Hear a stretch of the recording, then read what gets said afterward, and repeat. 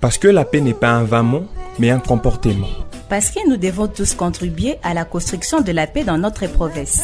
Bienvenue dans Sauti ya Amani, la voix de la paix. 15 minutes durant, nous parcourons les collines et les cités du Nord Kivu pour accorder la parole à ceux qui construisent des ponts là où les conflits ont tracé des frontières. Reportages, témoignages et initiatives locales. Ici, c'est la voix de la cohésion qui résonne. Sauti ya Amani est une émission produite par l'UNPC Nord Kivu avec l'appui de la Direction du développement et de la coopération des décès suisses. Ensemble, tissons les liens d'une paix durable au Nord Kivu. Ninataka amani, nataka umoja, ninataka furaha, nataka shikamano. Mesdames, Messieurs, merci pour votre fidélité à nos programmes. Voici les bulletins d'information axés sur la consolidation de la paix et la cohabitation au Pacifique. Je suis Magui Kakoulé à la présentation. Les conseils communaux de la jeunesse de la ville de Béni, en concert avec les jeunes leaders, se sont lancés depuis un moment dans l'organisation des dialogues communautaires. Lors des échanges, ces jeunes discutent des problèmes qui freinent leur développement et y proposent des solutions. Dans ce reportage, nous vous proposons les condensés des échanges en commune de Moulekira. Mervedi Calmer de la voix de l'IOS nous en dit plus. Comme dans d'autres échanges tenus précédemment dans les communes de Rwenzori et Bungulu, les leaders des jeunes de Moulekira ont traité 3 points essentiels.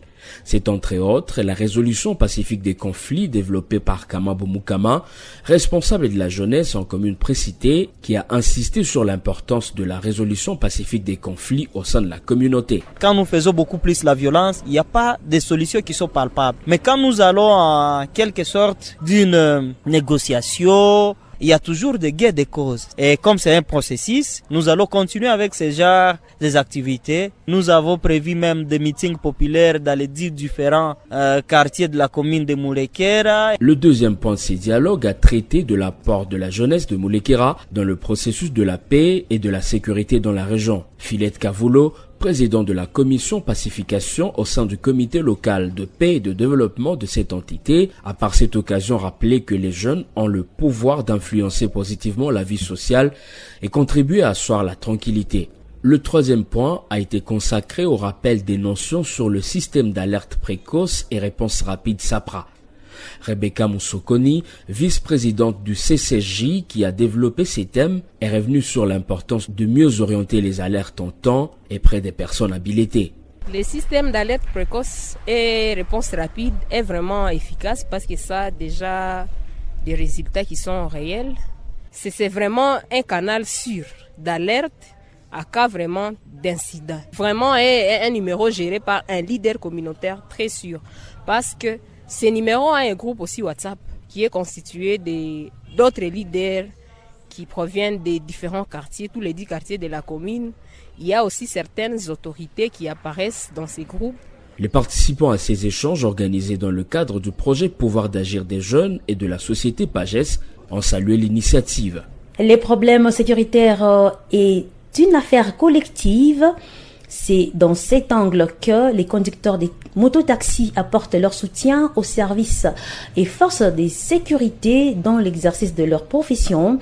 Lors d'une descente des Sauti ya Amani, les 2 parties ont promis poursuivre cette étroite collaboration pour faire face à la criminalité urbaine. C'est ce que nous dit ici Madi Nzenza, Ilongo de la BRTV.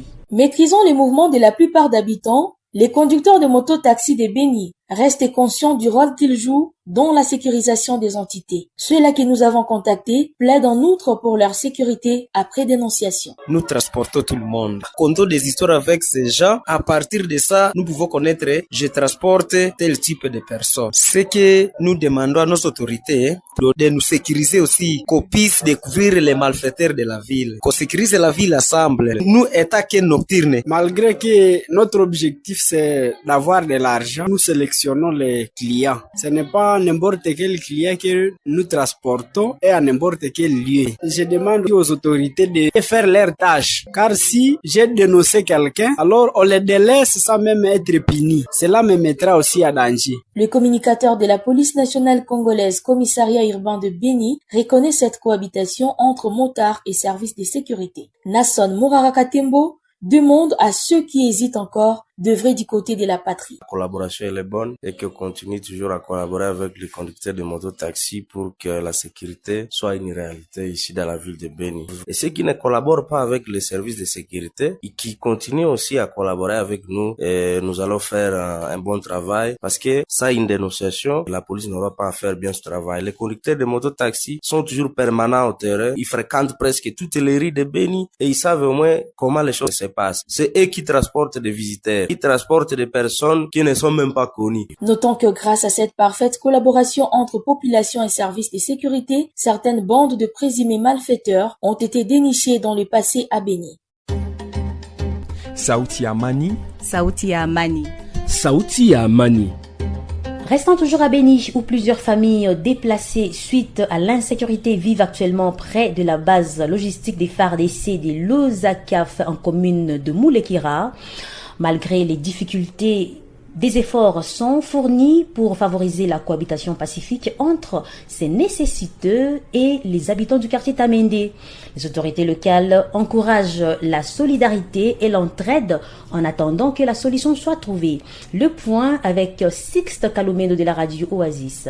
Certes que les conditions de vie de se déplacer restent difficiles, mais la cohabitation avec les autochtones leur offre une lueur d'espoir. Certains habitants affirment leur volonté d'accompagner ces familles en détresse, notamment à travers des gestes de solidarité comme le partage de la nourriture et d'accueil temporaire dans certains ménages. Gilberto Mbouko de la Société civile du Congo en ville de Béni encourage cette cohabitation pacifique. Et la population environnante n'a pas beaucoup de problèmes avec ces mamans déplacées. Nous, en tant que société civile, nous allons prendre l'initiative de sensibiliser toute la ville de Béni, de voir comment nous pouvons venir en aide à travers les biens, à travers les biens matériels pour que nous puissions aider, tant soit peu, les femmes de vaillants militaires qui sont tombés sur les fronts. Le bourgmestre de la commune de Moulekera, le commissaire supérieur Ngongo Mayanga Didone, appelle les populations locales et les déplacés à privilégier les dialogues et la solidarité pour maintenir la paix dans l'entité. Les déplacés qui sont venus ici, ils ne sont pas venus par leur propre volonté. C'est une situation de guerre que le pays a connue. Quoi manger, les soins médicaux, personne ne s'en occupe. Moi, en tant qu'autorité de l'entité, je suis passé à la radio plusieurs fois pour appeler les gens de bonne volonté,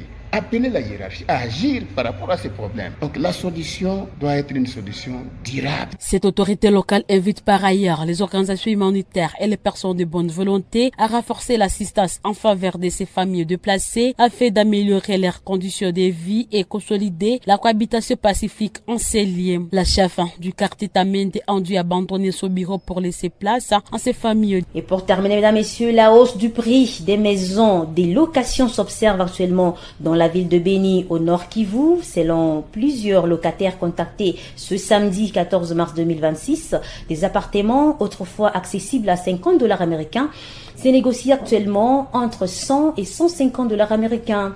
Une situation attribuée notamment à l'arrivée massive des déplacés. Aimé Mukokuma et Dorcas Molima nous ont réalisé ce reportage pour les comptes des Sauti ya Amani. Certains bailleurs justifient cette hausse par la forte demande sur les marchés. D'autres propriétaires de maisons disent cependant avoir maintenu les prix initiaux malgré tout. Par exemple, avant, on payait une maison de $50, aujourd'hui ça coûte $100, voire même 150, ça dépend du millier, aussi de l'emplacement de la maison. C'est pas que la maison, il y a aussi à manger qui est devenu trop cher. Naturellement, Béni est devenu surpeuplé, donc les bailleurs aussi en ont profité par là. Plusieurs bailleurs haussent les prix lorsqu'ils ont amélioré la maison. Par exemple, échanger les tôles. Ils peuvent hausser les prix même sans raison après une année ou 2 ans.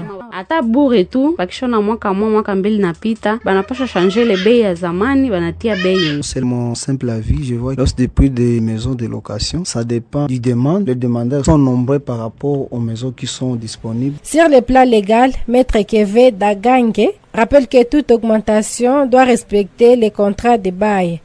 Il précise que le locataire peut saisir le tribunal à cas de préjudice. Le bailleur ne peut pas hausser les prix sans avoir informé au préalable, alors que le contrat encore en cours, il ne peut pas le faire.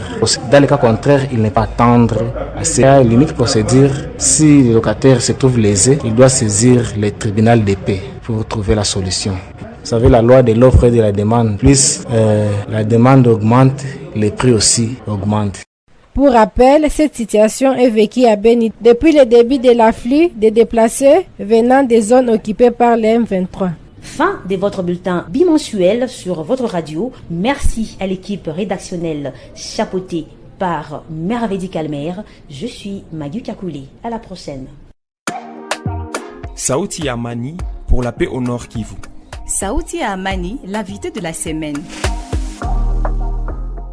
Monsieur Kato Moudaki, bonjour. Bonjour. Vous êtes le chef d'antenne du Centre Résolution Conflit de Beni. Quelle est l'évaluation de la situation sécuritaire actuelle en ville de Beni, généralement dans la province du Nord Kivu? La situation sécuritaire en général est très préoccupante et stable. Nous assistons à l'opération de plusieurs groupes armés actuellement. Nous assistons aux combats et aux attaques de plusieurs groupes armés ainsi que les EDF qui se poursuivent dans différentes zones. Et cela fait à ce que la province n'est pas calme. Il y a une instabilité vraiment totale que nous observons actuellement. Il y a des conséquences. Il y a la mort de la population. Il y a le déplacement massif des populations qui abandonnent tout. Et cela a une conséquence néfaste sur la survie de la population bien des déplacés. Et comment évaluez-vous le niveau de cohabitation pacifique des communautés dans le Grand Nord?